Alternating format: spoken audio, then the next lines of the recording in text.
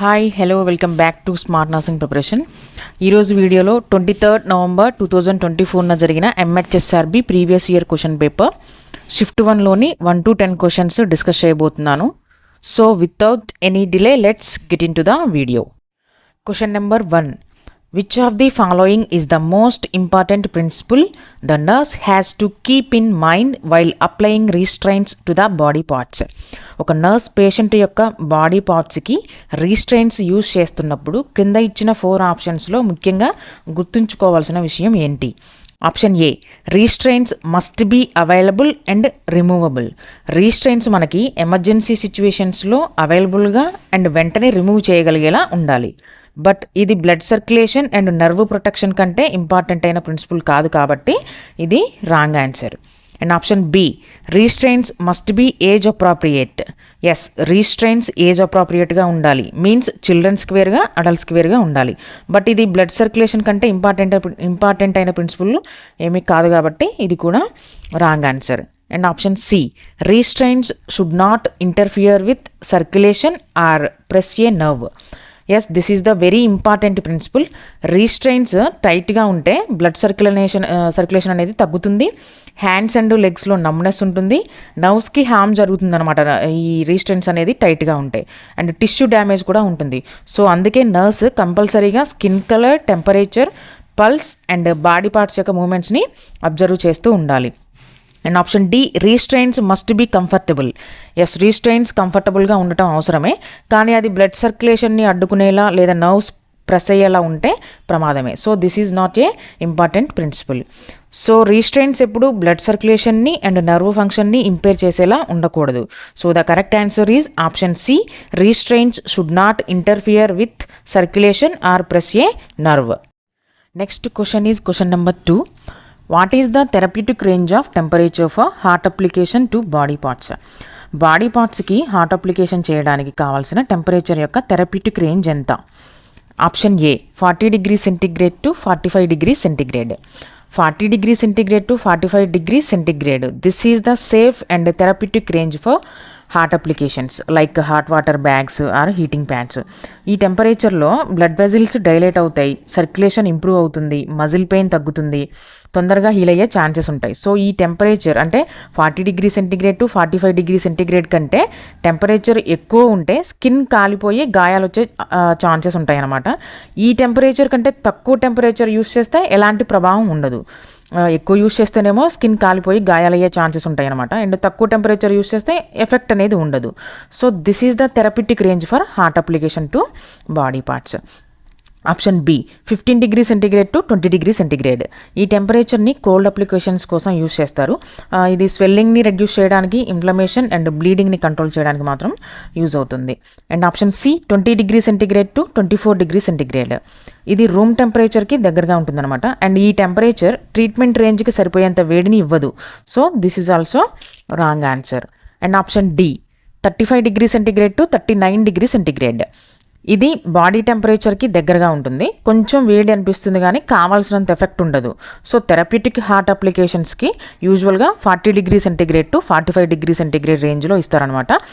So the correct answer is option A, 40 degrees Centigrade to 45 degrees Centigrade. Next question is question number 3. Which cranial nerve is responsible for hearing and balance? క్రింద ఇచ్చిన ఆప్షన్స్లో ఏ cranial nerve hearing and బ్యాలెన్స్కి బాధ్యత వహిస్తుంది అని ఇచ్చారు. Option A, oculomotor nerve. Cranial nerve 3ని మనం ఆక్యులోమోటార్ నర్వ్ అంటాం. ఇది ఐ మూమెంట్స్ని కంట్రోల్ చేయడానికి, ఐలిడ్ ఎలివేషన్ అండ్ పీపుల్ కన్స్ట్రక్షన్లో సహాయపడుతుంది అనమాట. హియరింగ్ అండ్ బ్యాలెన్స్కి దీనికి ఎలాంటి సంబంధం లేదు. సో ఇది wrong answer. And option B, glossopharyngeal nerve. Cranial nerve 9ని మనం గ్లాసోఫారింజియల్ నర్వ్ అంటాం. ఇది టంగ్ యొక్క వెనక భాగంలో రుచి, swallowing, salivation and blood pressure రెగ్యులేషన్లో ఇది ఇన్వాల్వ్ అవుతుంది అనమాట, not hearing and balance. So ఇది కూడా wrong answer. And option C, vagus nerve. Cranial nerve 10ని మనం వ్యాగస్ నర్వ్ అంటాం. వ్యాగస్ నర్వ్ అనేది ఇంటర్నల్ ఆర్గాన్స్ అండ్ వాటి ఫంక్షన్స్ని కంట్రోల్ చేయడంలో తోడ్పడుతుంది, such as heart rate, digestion, voice and swallowing. But it does not control hearing and balance. So ఇది కూడా wrong answer. And option D vestibulocochlear nerve. Cranial nerve 8ని మనం వెస్టిబ్యులోకాక్యులర్ nerve అంటాం. ఇది hearing and బ్యాలెన్స్కి బాధ్యత వహిస్తుంది. అండ్ ఇఫ్ ఇన్ కేస్ ఈ cranial nerve damage అయితే hearing loss, vertigo, dizziness, balance problems వస్తాయి. So the correct answer is option D vestibulocochlear nerve, that is cranial nerve 8. Next question is question number 4. India newborn action plan goal is to attain. నూతన శిశు కార్యాచరణ ప్రణాళిక లక్ష్యం ఏమిటి? India newborn action plan యొక్క ముఖ్య లక్ష్యం ఏంటి అని ఇచ్చారు. Option A single digit neonatal mortality and single digit still birth rate by 2030. And option B వచ్చేసి బై 2035. అండ్ ఆప్షన్ సి వచ్చేసి బై 2040.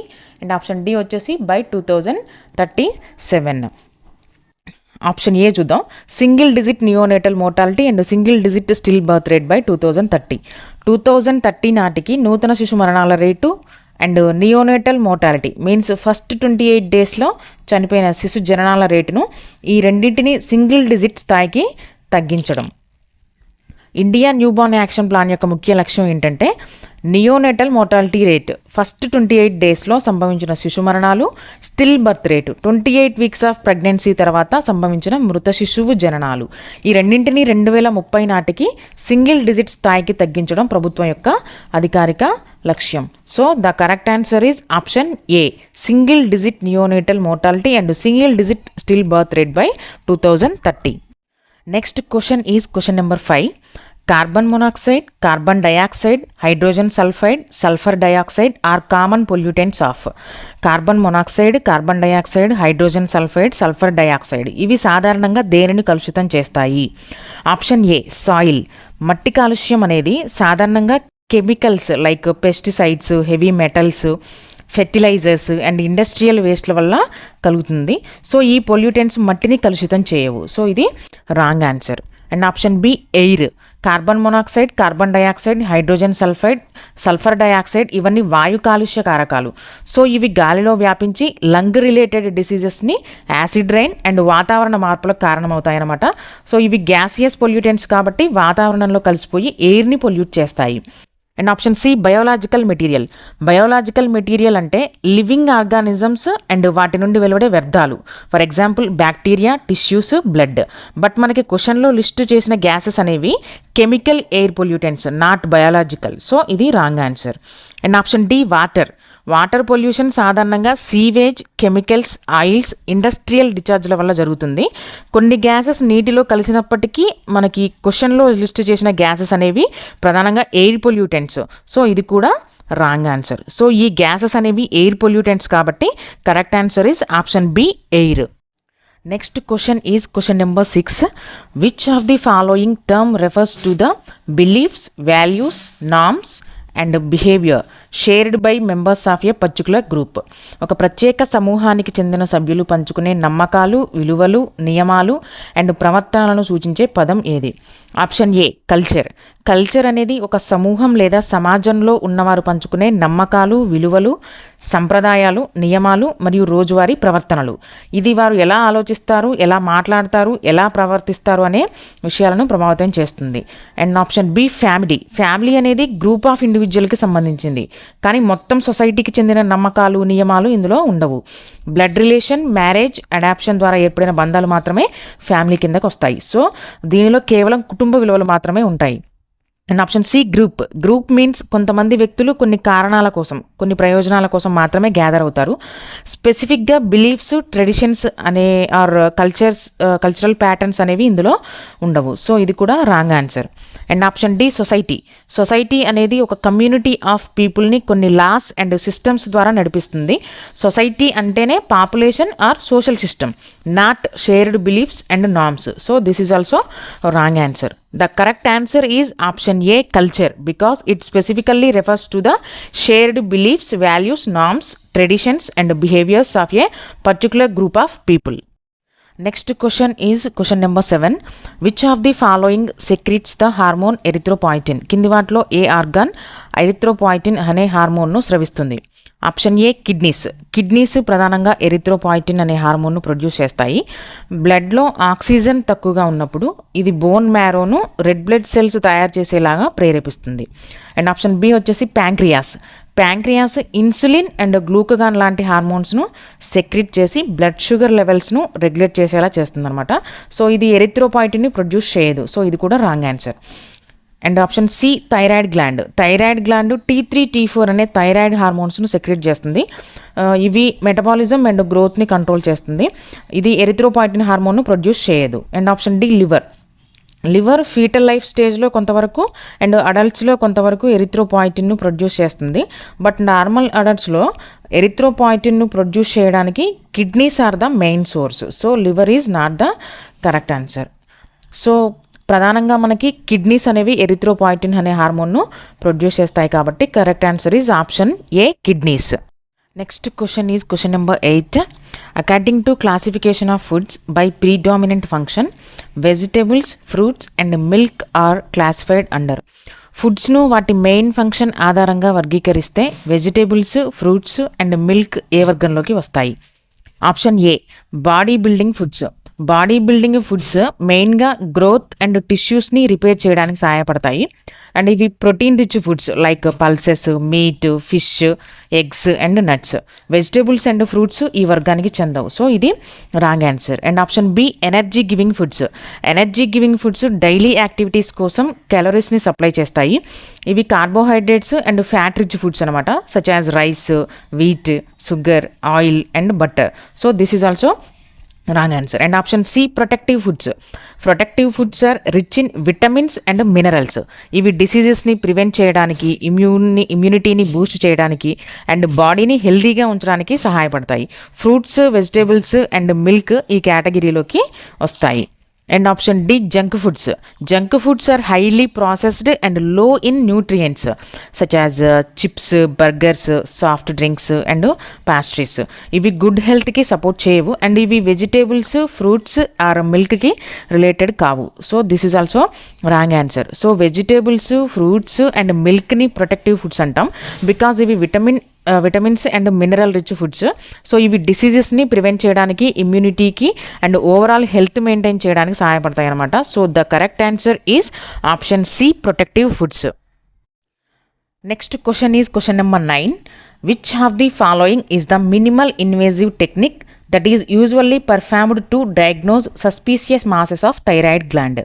థైరాయిడ్ గ్లాండ్లో అనుమానాస్పదమైన గడ్డలు ఉన్నప్పుడు నిర్ధారణ కోసం సాధారణంగా చేసే అతి తక్కువ ఇన్వేజివ్ పద్ధతి ఏది? Option A fine needle aspiration cytology ఎఫ్ఎన్ఏసిలో చాలా పలుచని నీడిల్ని ఉపయోగించి థైరాయిడ్ గడ్డ నుంచి సెల్స్ని తీసుకుంటారు అండ్ వాటిని మైక్రోస్కోప్లో పరిశీలించి క్యాన్సర్ ఉందా లేదా సాధారణ గడ్డనా అని తెలుసుకుంటారు. సో ఇది సేఫ్ టెస్ట్ అండ్ త్వరగా అయిపోతుంది అండ్ అతి తక్కువ ఇన్వేజివ్ విధానం. అందుకే మొదటగా చేసే నిర్ధారణ పరీక్ష ఇదే. And option B incisional biopsy. ఈ మెథడ్లో థైరాయిడ్ గడ్డలోని ఒక భాగాన్ని సర్జికల్గా రిమూవ్ చేసి ఎగ్జామిన్ చేస్తారు and it is more invasive than FNAC and is usually not the first choice for thyroid nodules. So this is wrong answer. And option C punch బయాప్సీలో tissue యొక్క చిన్న పీస్ని రిమూవ్ చేసి ఎగ్జామిన్ చేస్తారు. ఇది సాధారణంగా స్కిన్ లీజియన్స్కి చేస్తారనమాట. సో థైరాయిడ్ గడ్డలకు ఇది అరుదుగా వాడతారు and it is more invasive than FNAC. So it is also wrong answer. And option D excisional biopsy. ఈ విధానంలో థైరాయిడ్ యొక్క గడ్డ మొత్తాన్ని సర్జికల్గా రిమూవ్ చేసి ఎగ్జామిన్ చేస్తారు అండ్ ఇది మోర్ ఇన్వేజివ్ అండ్ సాధారణంగా మొదటి పరీక్షగా ప్రియారిటీ ఉండదు. సో ఇది wrong answer. So the correct answer is option A fine needle aspiration cytology because it is a simple, safe, quick and minimally invasive technique commonly used first to evaluate suspicious thyroid masses. Next question is question number 10. The number of new cases occurring in a defined population during a specified period of time is called. ఒక నిర్దిష్ట కాలంలో ఒక నిర్దిష్ట జనాభాలో కొత్తగా వచ్చే కేసుల సంఖ్యను ఏమంటారు? Option A endemic. ఒక ప్రాంతంలో లేదా జనాభాలో ఎప్పటికప్పుడు కాన్స్టెంట్గా కనిపించే వ్యాధిని ఎండమిక్ అంటారు. ఇది సాధారణ స్థాయిలో కొనసాగుతూ ఉంటుందన్నమాట. For example malaria in some regions. And option B epidemic, ఒక ప్రాంతంలో యూజువల్గా ఉండేదానికంటే మీన్స్ హయ్యర్ దెన్ నార్మల్, ఎక్కువగా కేసులు పెరిగితే దాన్ని ఎపిడమిక్ అంటారు. For example sudden outbreak of dengue in a city. And option C incidents, ఒక నిర్దిష్ట కాలంలో జనాభాలో కొత్తగా ఏర్పడిన కేసుల సంఖ్యను ఇన్సిడెంట్స్ అంటారు. Means only new cases, it includes time period అనమాట. అండ్ ఆప్షన్ డి ప్రివలెన్స్, ఒక సమయంలో ఉన్న అన్ని కేసులు మీన్స్ పాతవి ప్లస్ కొత్తవి కలిపి ఉన్న సంఖ్యను ప్రివలెన్స్ అంటారు. ఇక్కడ మెయిన్ డిఫరెన్స్ ఏంటంటే ఇన్సిడెంట్స్లో ఓన్లీ న్యూ కేసెస్ ఉంటాయి, ప్రివలెన్స్లో అన్ని కేసులు ఉంటాయి, కొత్తవి ప్లస్ పాతవి. సో స్పెసిఫిక్ పీరియడ్ ఆఫ్ టైంలో కొత్తగా వచ్చే కేసుల సంఖ్యను మనం ఇన్సిడెంట్స్ అంటాం. So the correct answer is option C incidents. So ఇది ఇవాల్టి వీడియో. కంటెంట్ నచ్చితే రెగ్యులర్ అప్డేట్స్ కోసం like, share and subscribe. Thank you.